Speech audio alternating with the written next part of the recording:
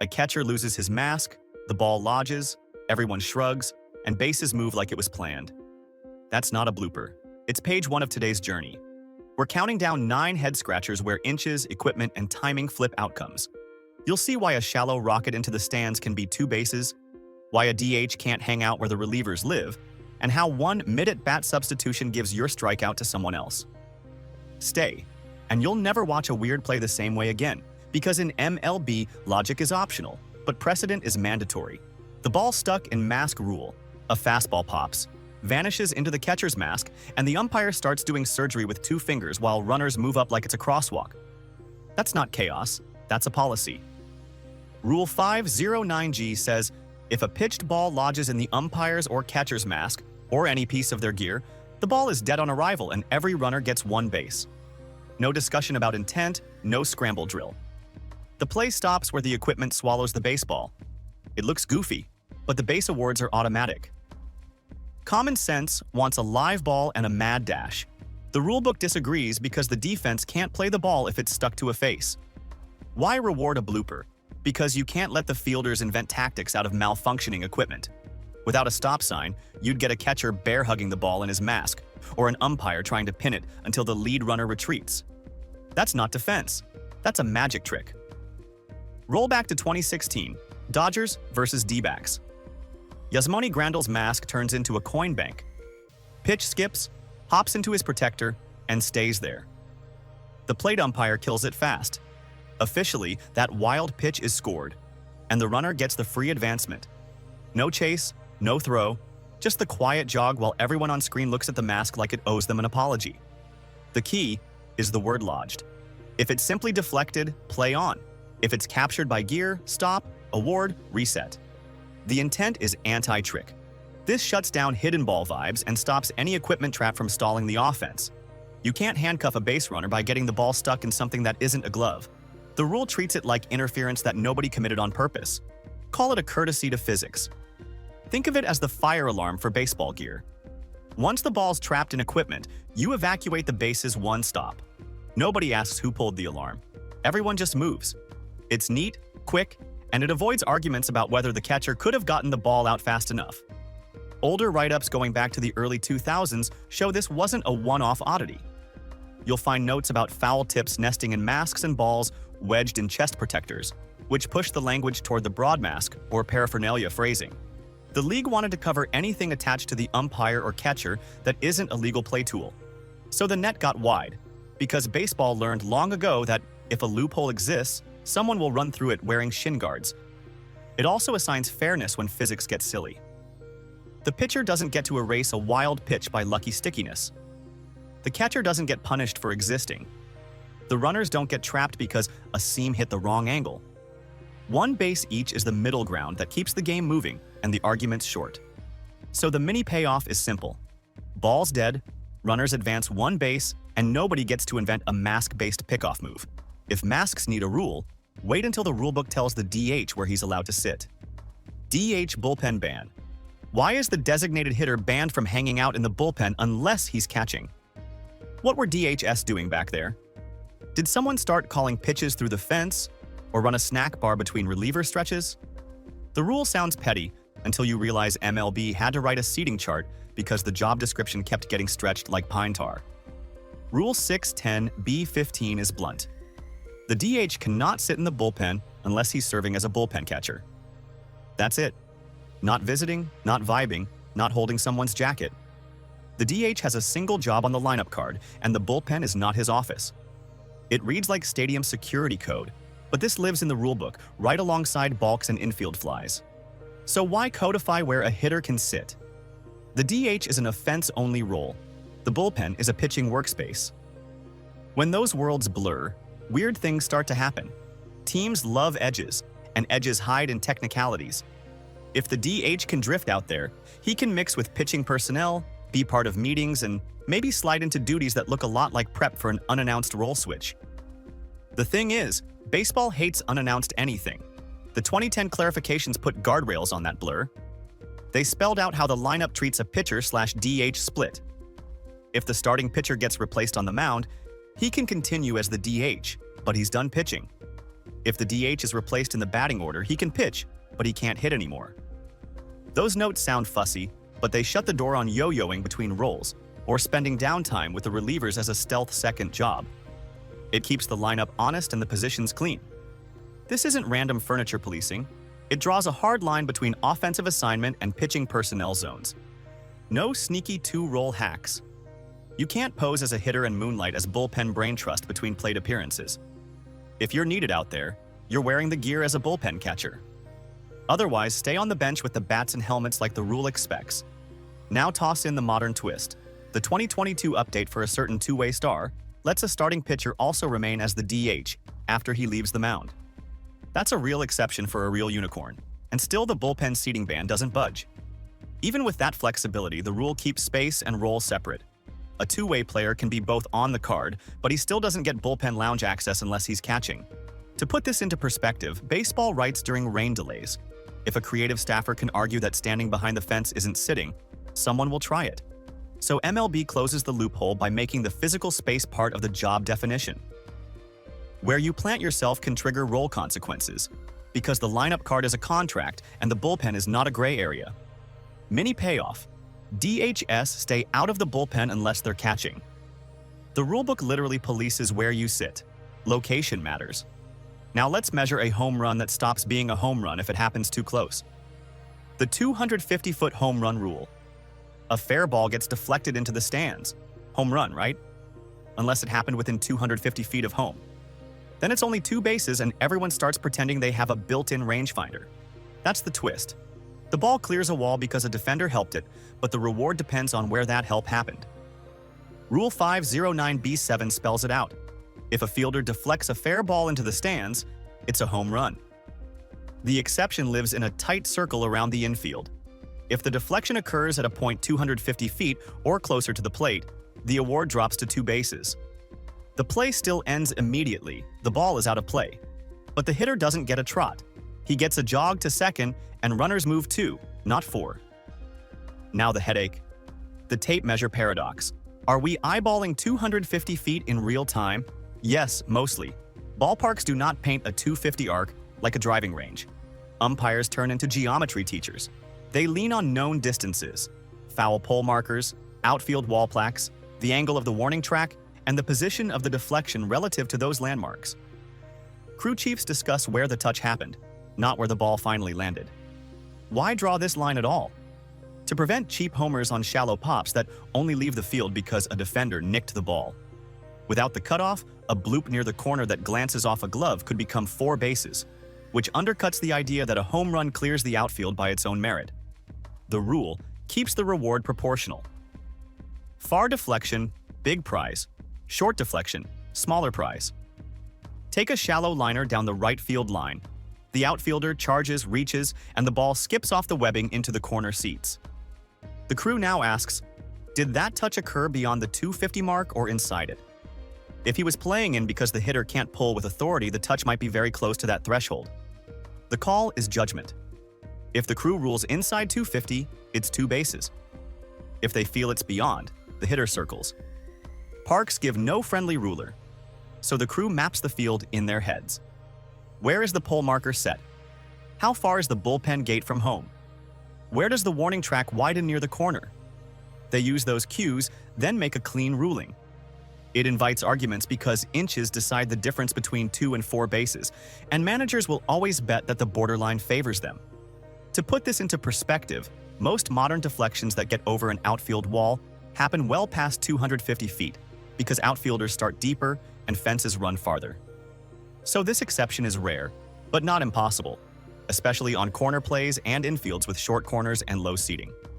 When inches decide bases, protests follow. Coaches pull out stadium diagrams. Fans open their phone compasses. None of that matters. The crew's judgment stands. The mini payoff is simple. Beyond 250 feet, it's a home run by deflection. Inside 250, it's 2 bases.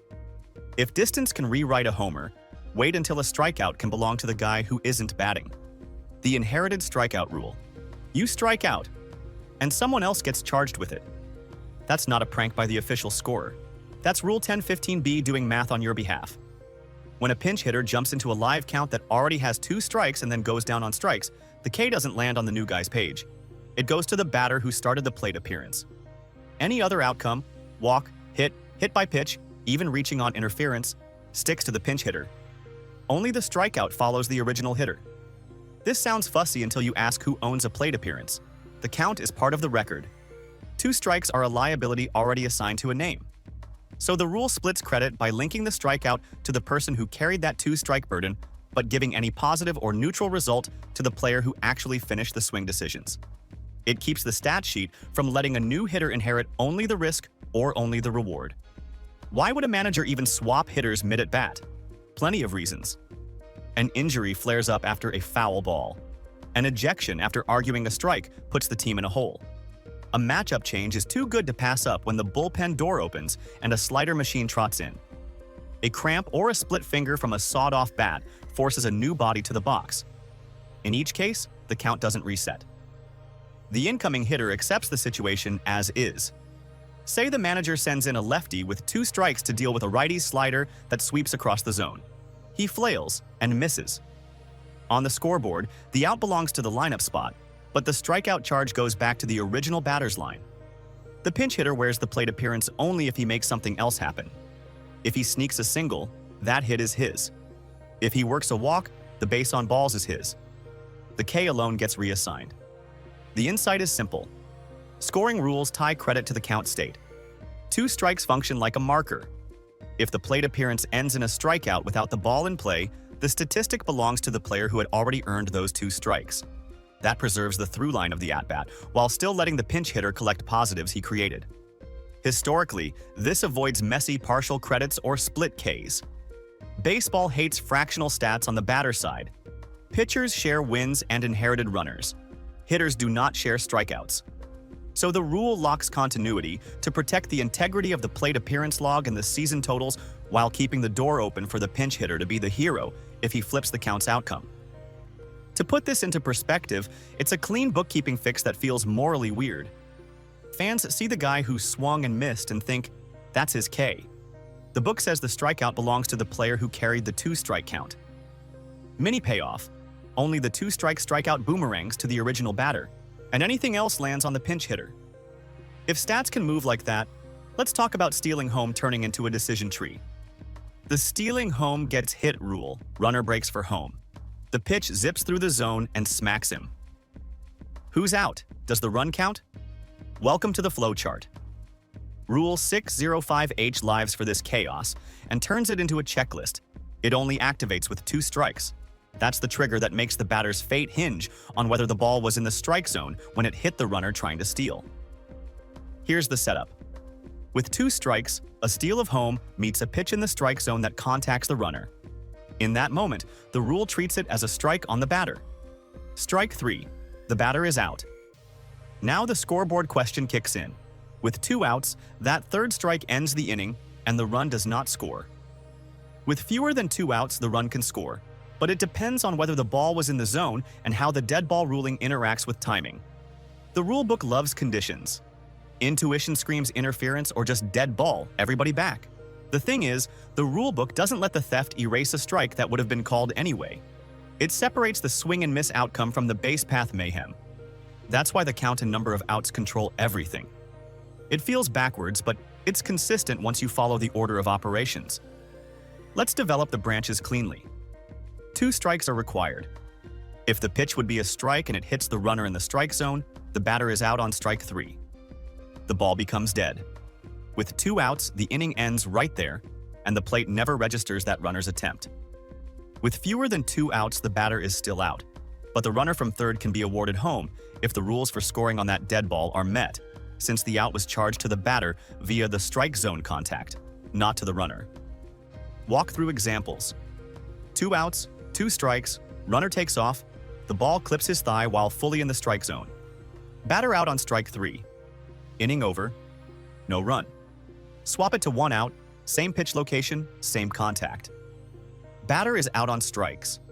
The ball is dead, but because the offensive out came from the strike, not from the runner's interference, the rule can allow the run to score if the runner had acquired the base by award at the time of the dead ball. The key is the strike zone contact, creating the out on the batter, not an out on the runner. The insight is that the rule splits responsibilities. The batter owns the strike zone. The runner owns the path to the plate. When those collide, batter liability decides the out, and separate scoring logic decides the run. That's how you get outcomes that feel odd, but stay uniform across crews and ballparks. Clips of steals of home are rare, and umpire schools use them to teach the sequencing. You can see the plate ump kill it, check count, check outs, and then point to the runner's status. It's the sport's most literal choose-your-own ending, except the choices are pre-written. Mini payoff. The count and the number of outs rule everything. With 2 outs, the run dies with the strikeout. Otherwise, the board may still move. Speaking of odd choices, a pitcher can switch arms mid-at-bat, but only if he's hurt and with no warm-ups. The switch arms. If injured rule. The ambidextrous pitcher wants to switch arms mid-at-bat. He can, if he's injured. And he gets no warm-ups. That's the hook baked into Rule 801F, which takes a neat talent and wraps it in red tape so managers don't turn matchups into a shell game. If your elbow barks on a 1-2 slider, you can announce a switch. If you just want to dodge a lefty slugger, tough luck. The rule draws the line with one word. Injury. Rule 801F is straightforward. A pitcher may change his pitching arm in the middle of a plate appearance only because of injury. And when he does, he's not granted any warm-up pitches with a new arm. No half-inning pause, no 8-pitch ramp-up, nothing. He steps on the rubber and throws live. The batter doesn't wait, the clock doesn't stop, and the game keeps its pace. The thing is, this plugs a gamesmanship leak. Without that injury clause, a switch pitcher could bait hitters and benches into endless cat and mouse. Declare righty when a lefty is announced, then flip to left when the pinch hitter shows up, then dance again. The no warm-up piece is the second lock on the door.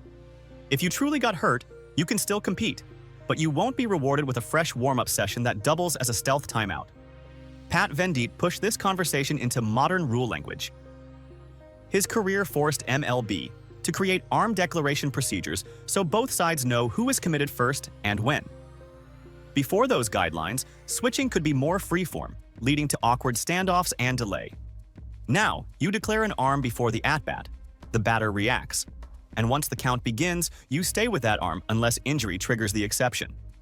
It's cleaner, and it avoids the optics of choreography at the mound. Take the example straight. Count is 1-2. The pitcher feels a tweak in his right shoulder on a fastball up. He signals injury, calls for the trainer, and declares he will continue left-handed. Under 801F, he gets 0 warm-ups with the southpaw arm. He has to face the batter cold, with the same count and runners. If the next pitch sails, that's on him. If he dots a backdoor slider, that's earned without a tune-up. The no warm-up clause matters. It strips out any incentive to fake an injury for a matchup edge. No one wants to step into a live count with a cold arm against a big league hitter. It's safe to say that if a pitcher makes that switch, he needed it, not wanted it. Trainers and umpires stand there to verify the claim, log the declaration, and keep the tempo. The mound visit is functional, not theatrical. All of this sets guardrails for risk and reward. Dual-arm pitchers keep their tool, but they accept the cost of spontaneity. Managers get clarity. Hitters get a fair shot without waiting through a surprise bullpen session on the field. Mini payoff. The switch is legal only with an injury and without warm-ups, which preserves pace and fairness while still letting a hurt pitcher stay in the game. If the mound is regulated like this, wait until you hear about MLB's rule against talking to fans. The no talking to fans rule. You can hit a 100-mile-per-hour heater, but you can't sit in the stands and chat about it. Rule 406 sounds like a parent telling kids to stop talking during class, except the classroom seats 40,000 people and sells nachos. The rule draws a bright line. Players in uniform can't mingle with spectators, can't plop down with fans, and shouldn't address the crowd during the game. The field is a workplace, not a hangout, and the league treats it that way even when a foul ball lands in row 3 and a shortstop's cousin is waving. Here's the core idea. The game wants separation between the competition and the people watching it. That wall isn't about being unfriendly, it's about control. Modern MLB media policies and game operations guidelines back this up. They limit where players can go and when they can interact with fans. It keeps the dugouts, tunnels, and camera wells clear, And it gives security a rule to point to when someone in uniform decides to test the edges. Now the tension. Baseball loves fan access. Batting practice tosses, autographs, selfies by the dugout rail. Those are part of the experience. But a live game is different. The century-old worry sits under all of this: influence, gambling, and the appearance of cozy relationships that could tip information. After the sport cleaned up its messes, a firewall remained. Friendly conversation becomes a soft risk when wagering and inside info can shift markets in real time. The rule's roots go back to that fear of improper influence. It's the same distrust that built strict dugout lines and limited who can be on the field. Over time, you get occasional enforcement stories that remind everyone the boundary still exists. A player who gets ejected and tries to take a breather among the fans? An usher, an umpire, and a supervisor will find him. Even in recent years, distance policies during the COVID era made the old line visible again. Teams roped off seats to keep bubbles clean and to keep interactions predictable. The old commandment fit right in. You'll see the gray areas pop up when someone tries to hand a ball to a kid mid-inning, or a reliever leans too far into a conversation behind the on-deck circle. Umpires don't love being hall monitors, but the tool is there. They can warn, and if needed, they can report. The aim is not to punish kindness. It's to prevent a live game chat from turning into a distraction or conflict. The insight is simple. Keep the competition clean and the optics cleaner. When the crowd can't influence the dugout, nobody wonders who heard what or who passed along a tip. It's safe to say the rule stops problems before they become headlines. Enforcement isn't common, but it exists when lines blur. Staff knows the boundaries. Players know the drill. The game flows without side conversations, and everyone gets what they came for.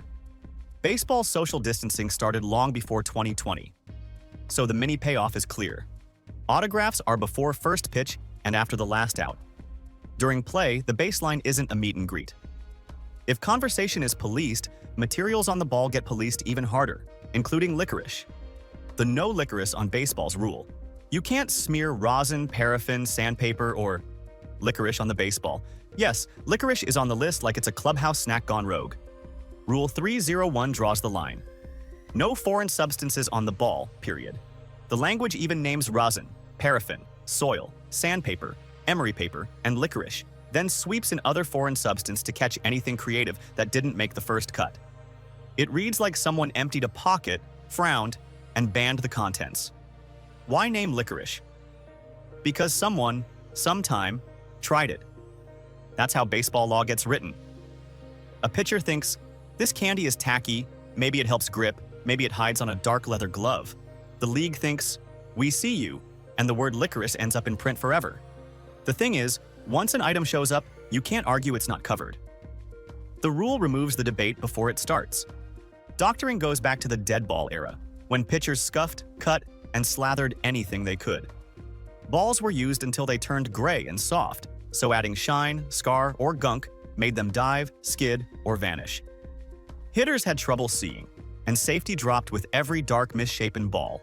That era built the groundwork for bans on spitballs and sharp tools, because the game needed a clean, visible ball to keep the batters alive and the play fair. Tack, shine, and discoloration aren't small issues. Tack changes spin and command. Shine alters how light reflects, making the ball harder to pick up.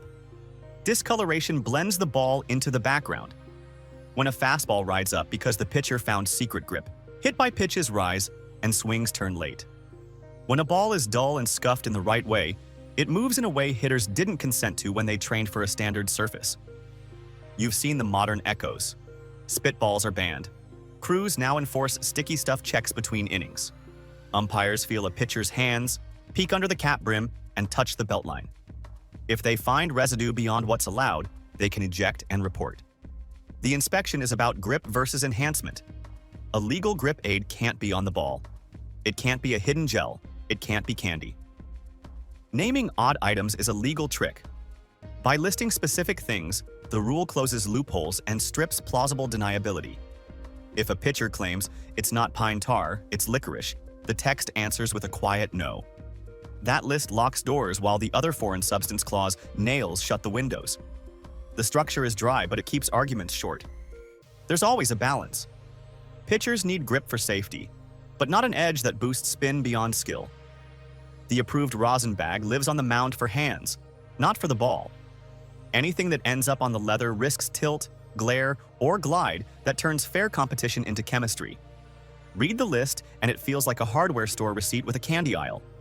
If it isn't the approved rosin bag usage, don't put it on the ball, and definitely not candy. Last one. If you throw your hat at a ball, the bases go wild. The hat trick penalty rule. Fielder loses the ball?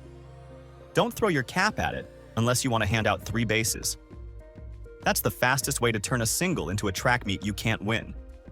The rule isn't subtle, and it doesn't care how desperate the dive looked. Toss your hat, your glove, a sleeve you accidentally ripped off. If it touches a fair batted ball, the umpire starts pointing runners 3 bases forward like a flight attendant. Rule 7. 05B through F lays it down.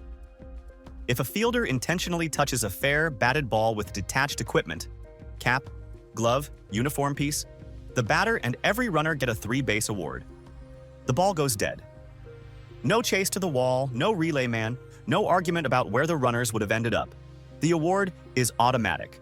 It's the league's way of saying, we see your shortcut and here's a penalty that makes it not worth trying. This sets up the tension. Players make desperation plays when a ball skips past and panic sets in. MLB's answer is a deterrent so strong that throwing gear is never the right move. You don't get style points for creativity. You get third base for the hitter and a lot of side-eye from your dugout. Intent matters, and umpires judge it in real time. If a cap flies off during a sprint and the ball just happens to kick off it, that's not an award.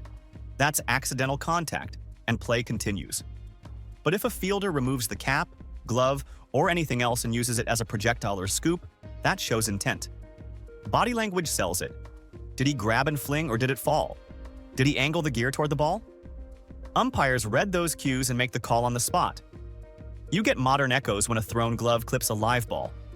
The award is huge and the broadcast crew starts flipping through the book. In 2023, odd equipment interactions around first base and foul territory, including plays involving Jose Abreu's space, reminded everyone that equipment isn't a prop. Once you add an object to the play, the rulebook treats it like a weaponized assist. That's why the base awards feel heavy. They're supposed to. The insight goes back to early baseball. Players tried everything. Hats made extra outfielders. Gloves turned into nets you could toss like a fishing line. So the league wrote a rule that nukes the incentive. If the worst thing that happens is a dead ball and 1 base, guys will keep trying it.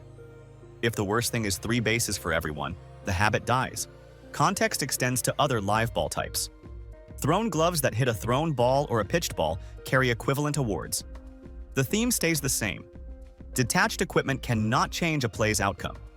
If you want to stop the ball, use your body and your legal glove attached to your hand.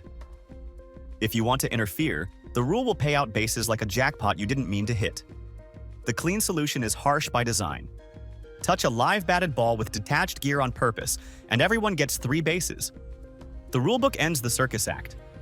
Our reverse tour keeps proving that inches, equipment, and timing overrule vibes. Baseball's fairness runs on precise absurdity. Distance lines that flip homers, seat maps that evict DHs from bullpens, and flowcharts that decide who owns a strikeout. The thing is, these rules outvote gut feeling and keep the game moving when physics and panic collide. If you enjoy Baseball Explainer videos, consider subscribing. Tell us which rule broke your brain and what we should decode next. It's safe to say there are more exceptions than rules, and the book reads like it was drafted by lawyers during rain delays. America's pastime is held together by a 300-page plan, except for whatever happens tomorrow. If you like this video, like and subscribe for 1,000 years of luck.